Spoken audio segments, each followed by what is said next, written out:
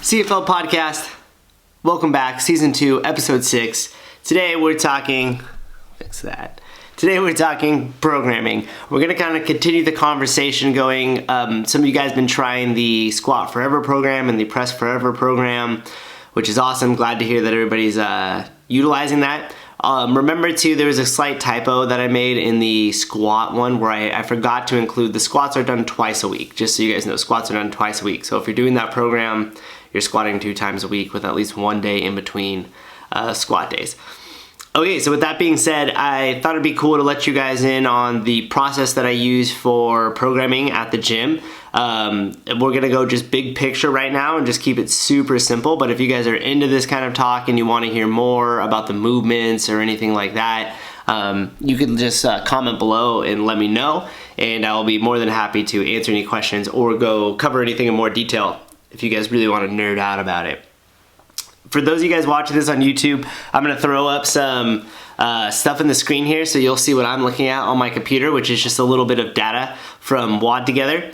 Just as a little side note with the WOD Together stuff, the way that the program categorizes the movements or the way that I write the workouts sometimes is a little iffy. So as you see it on the screen, if you're wondering why some of them are different, if you're really looking into it that much, it's because I program some of the movements as one category and the system programs the movement as a different category. So anyways, just as a little side note, which most of you guys will probably not really care about that anyways. All right, back on track. So how do I program for the gym is basically starting with our normal schedule of 3 days on, 1 day of active recovery, or as you guys like to call it, the cardio day, and then 2 days on, and then 1 day full rest, which we have our open gym and mobility class at 9 a.m. on Sundays. So let me grab my notes here. So the first thing that we're kind of looking at is just the bigger picture of our 3 days that are on, and we're gonna break our movements into just 3 major categories to keep it simple. We're gonna have weightlifting, which is everything basically with an external object. So dumbbells, kettlebell swings, including your back squats, front squats, everything with the barbell, snatch, clean and jerk, all that is considered weightlifting. Gymnastics is our second category, and that's basically anything that is moved with your body weight and just done with your body. So pull-ups, push-ups, air squats, box jumps, different things like that. The monostructure is what we'd consider cardio stuff. So this is our running, biking, rowing, double unders.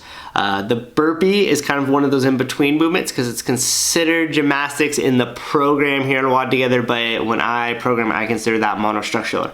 So that goes back to the original talk, so now you guys kind of understand what I mean by the way it's categorized in the system versus how I do it on paper. And then we also have our strength days, our heavy days. You guys have noticed those coming in where when we do the movement, if it's back squat, let's say, you know, working to a 3-rep max, the whole emphasis on the class is getting you guys warmed up to back squat, giving you guys plenty of time to build up, giving you guys plenty of time to rest in between the sets, and then we normally follow it up with a quick little cardio sweat sesh just to leave you feeling good and sweaty and out of breath. But those heavy days are programmed like that for a reason, and those would just be considered a weightlifting day as well. So the first thing I do is I look back at the month prior. So in this case, it's gonna be October that we're using as our example.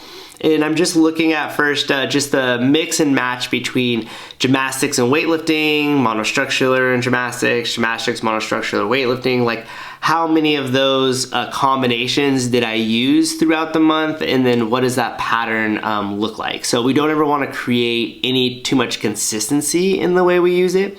We want to have a nice balance between everything, and at the same time we don't want to fall into any patterns that repeat for too long of a time, because routine is the enemy. So as I look at the first couple months here, you guys could see the mix. They put them in color coordinated. So the red is monostructural, that blue is gymnastics, and then that grayish tile there is weightlifting. And you guys could just see looking at it that the one pattern that glares out is Thursday, obviously because that's our active recovery day. So it's always a singular movement, which is some sort of monostructural. Sometimes we throw some ab work in there too, but that doesn't categorize it on here. And then if you look, there's just a mix match of it. We do a couple of ones that are all done as all 3 of them. gymnastics and weightlifting, monostructural and gymnastics. There's a whole different mix of them on here. So we just start by looking at that. If there is a pattern that we start to see develop, is the next month, that's our job, is to break those patterns. So we just look back at that month. We're saying, okay, where's our consistencies? Where's our inconsistencies? Like, where can we balance it out a little bit better? What have we kind of fallen into maybe just some sort of pattern with? And this happens sometimes subconsciously. You're just kind of writing it out. And if you're not tracking it and then looking back, it's real easy to fall into a pattern. So that's the first thing I'm doing. I'm looking back. And then also too, we're pulling some other data from this. So we want to know the average time length of our workout, which we sit right about that 12 to 14 minute average time given month to month, which is right about the max output of like what we consider high intensity. And then also to how many average strength days do we have? So did we get enough strength in there? Did we press enough times? Did we snatch? Did we back squat? How is that balanced versus the rest of it? Also the number of movements used. So inside this program as well, it categorizes every single movement and then how many times we use that movement throughout the month. So we'll kind of scan that list, and if I've done my job right, they're pretty much balanced all the way through as well. So we'll try to bring that up for you guys as well here. And you could see that as well. So I just look down that side column and I'm just kind of looking at, how many times did we do push-ups versus handstand push-ups versus, back squats, front squats. And if there's anything that sticks out that we do too many of, I make sure to leave that out going into the months forward, right? And then we find the ones that we did few of and we try to raise those numbers up a little bit. Also to the workout type, is it a couplet, which means back to back? So is it snatch and then bar facing burpees like we saw in the first? That's a couplet, first open workout. Or is it a triplet? Are there 3 movements involved in it, right? Or is it a chipper? Is it 4 movements or more?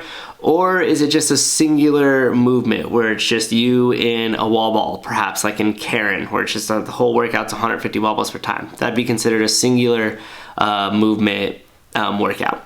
So you look back at those as well and you want to make sure that it's balanced. Now we want to skew a little bit towards couplets and triplets because as we know, those ones produce the most devastating or potent results, which is how basically all the famous benchmark girl workouts are named, like Fran, Diane. All these are usually couplets, Elizabeth, those workouts. Also too, we're looking at workout time type. So is it task is it task done? Meaning, do we have 5 rounds for time and you have to complete a certain amount of tasks within a given amount of time? Or is it AMRAP where we try to do as many rounds as possible? So that's a time priority. We're trying to see how much we could collect in a certain amount of time.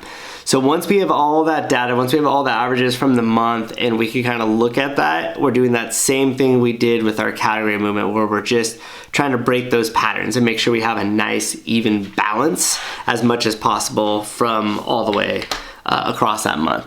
And then where we find we have inconsistencies, like I said, we just work towards the next month to adjust them. If that month looks pretty good and it's balanced, then we just continue where we left off and we keep rolling forward.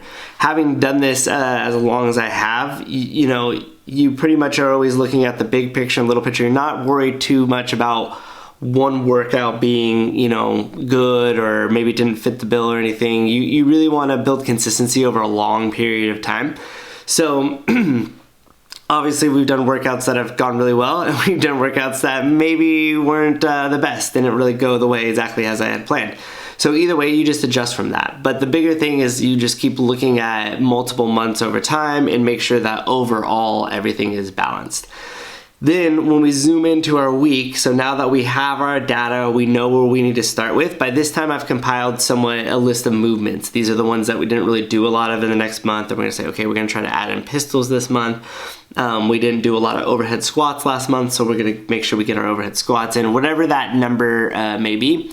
So we have our bank list of movements that we wanna get to in the month, and then we'll have a small bank list of movements that maybe we want to stay away from a little bit because we had a little bit too many of them in the last month. So once you have that together, it starts to fit together like a puzzle a little bit. So looking into the week, here's a couple things that I'm considering as I'm actually putting together the workouts. I'm always watching for fatigue level. So if we do something that is real squat heavy, has a bunch of squats in it or something, Obviously, Tuesday and Wednesday, those next coming days, you kind of want to watch how much volume you're putting on the legs. If you want to set up people for success on a heavy day on Wednesday, you don't want to always torch their legs on Monday or Tuesday and then have them come in, right? Just kind of common sense there. So fatigue level. I'm also looking for repeat movements during the week. As you guys know, I try not to repeat, like we have toes to bar on Monday, we usually don't see it for the rest of the week. I try not to repeat some of those movements throughout the week, just to kind of keep it interesting, keep it fun. I also worry about hand care. So I watch the difference between like toe to bar versus like rope climb versus like pull-ups on the bar. Like, did I give enough time for the hands to rest? Is there a high pull-up volume, which are your hands going to tear? That type of stuff. So I'm always kind of looking at that as well, or taking that into consideration as I'm building out the week. Most likely you'll row, run, and bike twice throughout the week. I usually try to fit them into the workout at some point, and then you'll always get a dose of it on Thursday, which usually comes the second day, so that just is what it is. But usually we get 2 of those in with a week until I find some space for like a bunch of ski ergs. Then we'll add ski to that list, but that's a ways off. Okay, I also consider jumping. So I watch the amount of box jumps versus kind of running versus double unders, that high impact exercise. I'm watching how much of that is in there days in a row. I just don't want to make sure that we load up, jumping, jump rope, then running by that 4th day, which ends up being that Thursday, which there might be some running in there again. You don't want to overload people's calves. You don't want to overstress the ankle and knee joints if we don't have to. So I'm always kind of watching that bounding or jumping, if you will.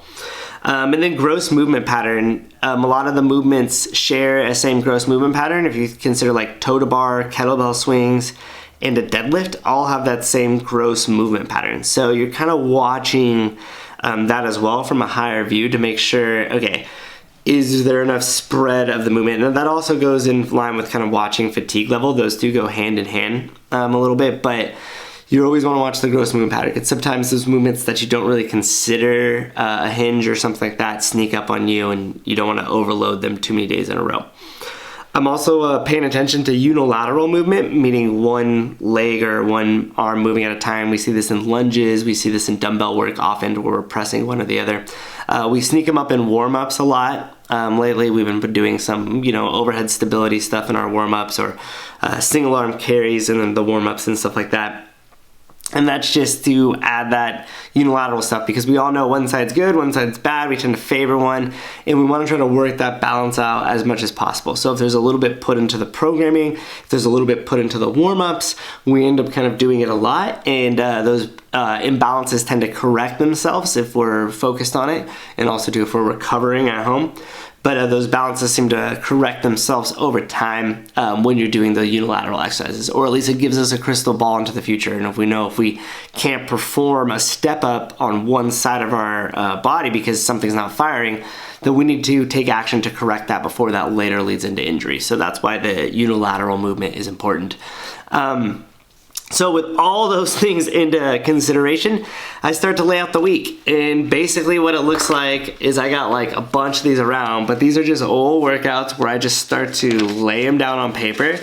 I'll start to write a bunch out of them. Sometimes if you guys see me in there on Thursdays, I'm like scribbling on the back of a whiteboard. So I get creative or some ideas come to mind, I just kind of lay them out, and then I go back to what we collected in that month's prior data, right? And then we look at it and we say, okay, do these workouts that I scribbled up here, that whatever just kind of came to my head, do these kind of fit the bill here? Or can we move some of the movements around to make it fit?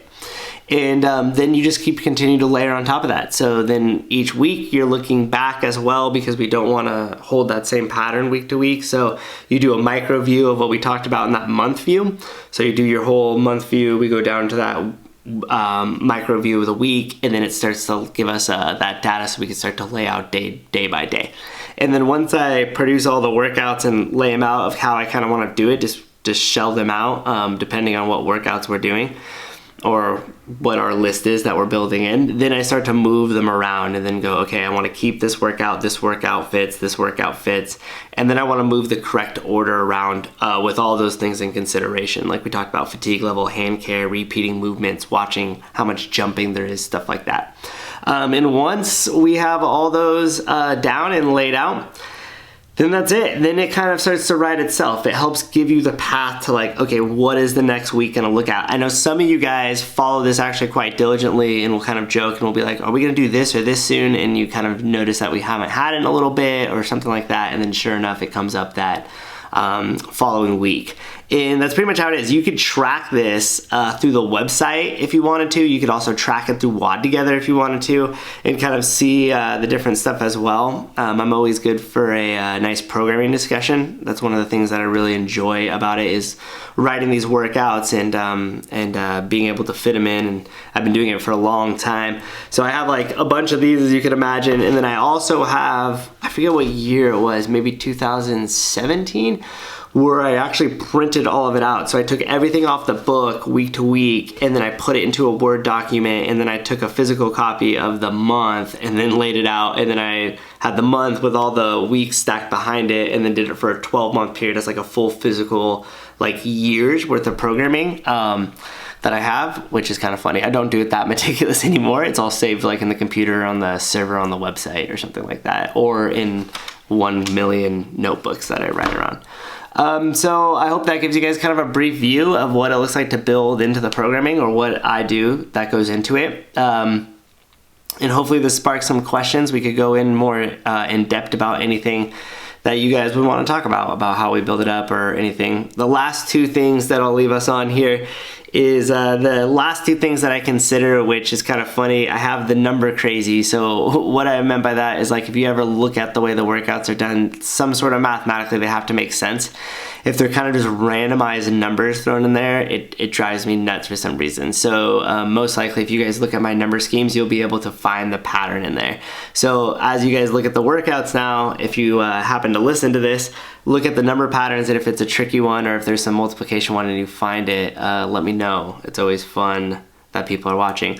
Also too, I try to keep them creative. So you guys will see, we'll do a lot of work to rest stuff. I try to mix them in certain ways that are fun. I try to build the workouts to always just keep them creative, because at the end of the day, we are still cycling through, although a lot of movements, it's still the same, gather of them. So try to keep it creative as far as like how we combine it, what combination we put them in, and how we kind of fit them together, and how we play with the reps and the numbers and everything like that, which makes it fun and keeps it interesting for me, the one writing it, even after all these years. So, all right, if you guys have any questions about it, please let me know. If you've listened to this all the way through, thank you so much for listening, and I hope you guys reach out with your comments and questions, and we'll catch you next time on the podcast. All right.